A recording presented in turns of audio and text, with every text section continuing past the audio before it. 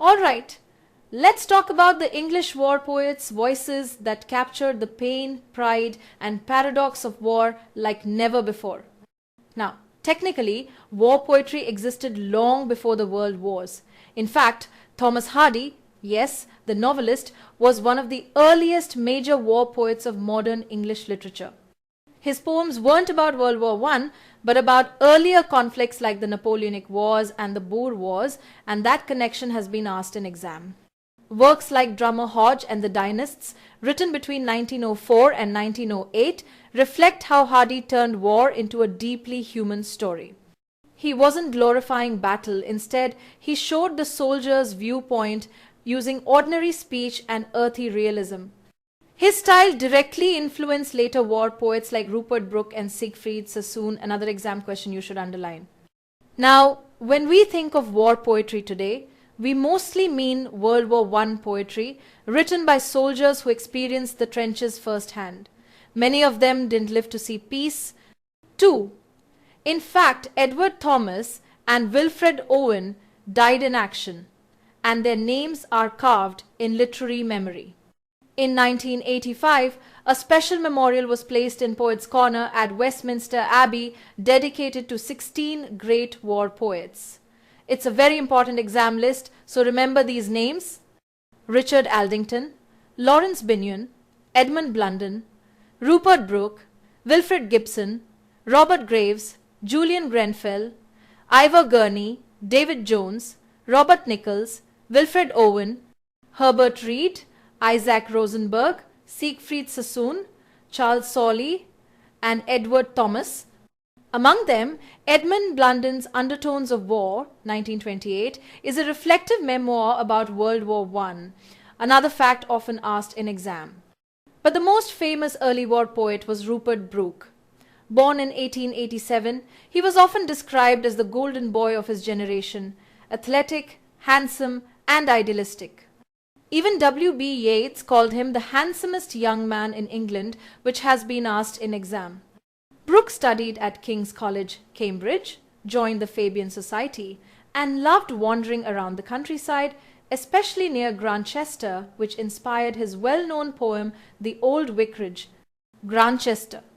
When World War I broke out, he joined the Royal Navy.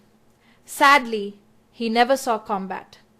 He died of septicemia in 1915 on his way to Gallipoli, and was buried in an olive grove on the Greek island of Skyros. His most famous poem, The Soldier, was written in 1914 and is part of his sonnet sequence titled 1914. It's written in Petrarchan sonnet form, 14 lines divided into an octave and a sestet, and that detail has been directly asked in exam. Here's what makes The Soldier so memorable. Instead of focusing on blood, pain, or loss, Brooke writes about the beauty of sacrifice. He imagines a soldier's death as a way to make some corner of a foreign field forever England. That line, "If I should die, think only this of me," is one of the most quoted in English poetry and, yes, often asked in exam. The poem celebrates the idea of dying nobly for one's country, a form of patriotic idealism that feels worlds apart from the later, more bitter tone of poets like Owen or Sassoon.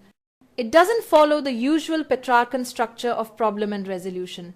Instead, it remains peaceful and devotional throughout, another exam point to remember. Compare that with Wilfred Owen's Dulce et Decorum Est, written just 3 years later in 1917, and you'll see the contrast between Brooke's early war optimism and Owen's brutal realism. So, in short, Hardy laid the groundwork, giving war poetry a human voice. Brooke brought idealism and patriotic sonnets. And then the trench poets Owen, Sassoon, Rosenberg, and Blunden turned war poetry into something raw, modern, and deeply personal. Together, they transformed the way literature remembers war not as glory, but as sacrifice, survival, and truth. Alright, let's talk about Robert Graves, one of the most remarkable figures of 20th century English literature. he wasn't just a poet, he was also a novelist, mythographer, and scholar, and that exact description, poet, novelist, scholar, has been asked in exam. Graves wrote more than 120 books, which is quite a record. Two of his most famous are the historical novel I, Claudius, and his war memoir, Goodbye to All That. Both are absolutely essential to remember for exam purposes. Graves was born in 1895, educated at Charterhouse School, and began writing poetry there. But his life changed dramatically when he served as a British officer during the First World War, again a key exam fact. In 1916, he was seriously wounded on the Western Front, an experience that left him physically scarred and mentally shaken for years.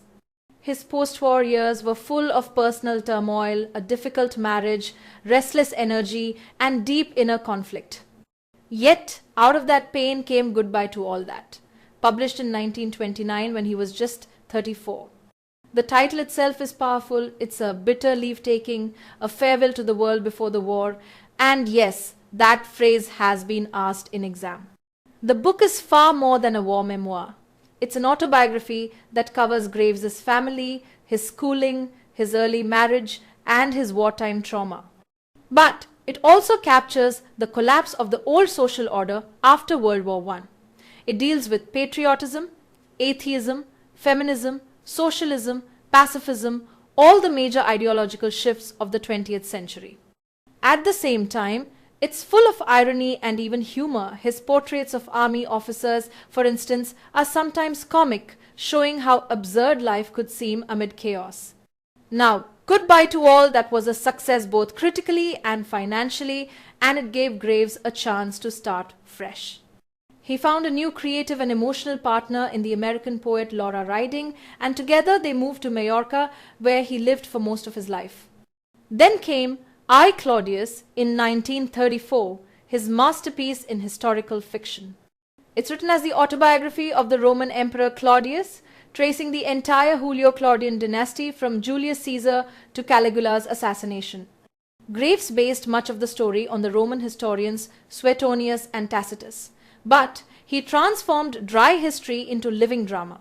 The result was vivid, ironic, and deeply human. The novel's success and its sequel, Claudius the God, made Graves internationally famous. But Graves wasn't content to be just a novelist or memoirist. He was fascinated by mythology. His book The Golden Fleece led him into deeper studies of myth, and ultimately he produced one of his most controversial works, The White Goddess. In it, he argued that the ancient world once revolved around goddess worship, a feminine divine power that persisted even into the Christian era. The book is dense, poetic, and imaginative, more mythic than academic, but it's had lasting influence on modern myth studies and even feminist readings of literature. So when you think of Robert Graves, think of a writer who lived several lives in one. A war poet who survived trauma, a historical novelist who brought ancient Rome to life, and a mythologist who believed poetry itself was born from divine inspiration. Now, a quick note on another writer from the same generation, David Jones, 1895 to 1974. Like Graves, he served in World War I, enlisting in the Royal Welsh Fusiliers. His major work, in parenthesis, took him more than 10 years to complete. It blends prose and poetry to recreate the war's brutal confusion, mythologizing modern combat, much like Homer did with ancient battles. Jones went on to live as both a poet and an artist, admired for his ability to mix visual art and verse. Together, Graves and Jones stand as poets who turned personal suffering into profound art, transforming the pain of war into history, myth, and beauty. Alright, let's talk about Wilfred Owen, the poet who gave World War I its truest, most haunting voice. Born in 1893, Owen was an English poet who stood firmly against the cruelty and waste of war, and yes, that's a line often asked in exam. He was educated at the Birkenhead Institute and later at the University of London, but before the war, he actually spent time teaching English in France. In 1915, he enlisted in the British Army, and those experiences in the trenches changed him completely. The mud, gas, and death of the front lines turned his early Keats-like romanticism into raw, compassionate realism. He was wounded in 1917 and sent to Craiglockhart War Hospital, where he met another soldier poet, Siegfried Sassoon. That friendship would change everything. Sassoon helped Owen refine his technique and gave him the courage to express not just horror but empathy and truth. Owen returned to France in 1918, showing immense bravery. He was even awarded the Military Cross in October of that year. Tragically, just a week before the armistice, before the war ended, he was killed in action at the age of 25. Now, Owen's poems were published posthumously, but they define the war's emotional legacy. His most famous works include Dulce et Decorum Est, Anthem for Doomed Youth, Futility, Spring Offensive, and Strange Meeting, all of which have been asked in exam. Let's begin with Strange Meeting, written in 1918 and published after his death in 1919. This poem is one of Owen's most haunting and complex. That phrase itself has been asked in exam. It takes us into an underworld where a soldier meets the enemy he killed the day before. The two recognize that war destroys not just lives but the human spirit itself. One of the most famous lines comes near the end, "I am the enemy you killed, my friend." This line appears on Owen's memorial sculpture, also asked in exam, and captures the tragedy of brotherhood lost in war. Technically, the poem is remarkable for its use of para-rhyme, a form of imperfect rhyme where the consonants match but the vowels differ, words like hall and hell. This creates a subtle dissonance, echoing the unease and sorrow of the poem. The absence of perfect rhyme gives the entire piece a feeling of incompleteness, just like the lives it portrays. Owen's Strange Meeting was later set to music in Benjamin Britten's War Requiem, where the final line, "Let us sleep now," becomes a shared prayer for peace, performed by tenor, baritone, and orchestra.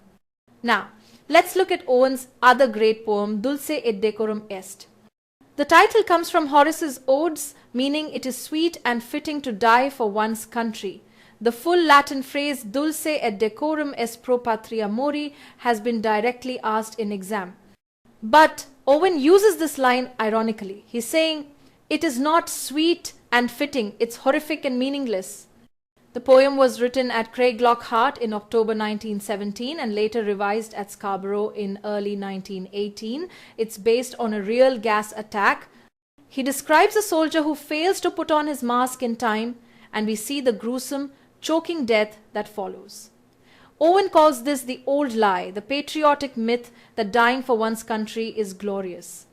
His imagery is unforgettable, bent double like old beggars under sacks, bloodshot, guttering, choking, drowning. You can almost feel the claustrophobia and despair of trench warfare. Through these poems, Owen exposes the gap between public propaganda and private suffering. He doesn't glorify war, he humanizes it. Now, a quick word on Siegfried Sassoon, Owen's mentor and friend, another key figure you'll see in exam. Sassoon was born in 1886 and, like Owen, served bravely in World War I, even winning the Military Cross. But after witnessing its horrors, he turned against the war completely. His protest was so bold that he was actually declared shell-shocked and confined to Craiglockhart, where he met Owen.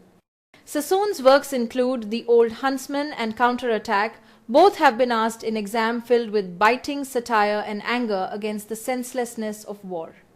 Later, he wrote his autobiographical trilogy, The Memoirs of George Shurston, exploring his experiences in the war and beyond. After the war, Sassoon turned to faith and reflection, publishing devotional poetry in his collected poems and his final work, The Path to Peace Again. That title has been asked in exam. So, to wrap it up, Wilfred Owen gave war a voice of pity and protest. Siegfried Sassoon gave it irony and rebellion. Together, they changed the way the world thought about heroism, showing us that real courage lies not in fighting blindly, but in speaking the truth.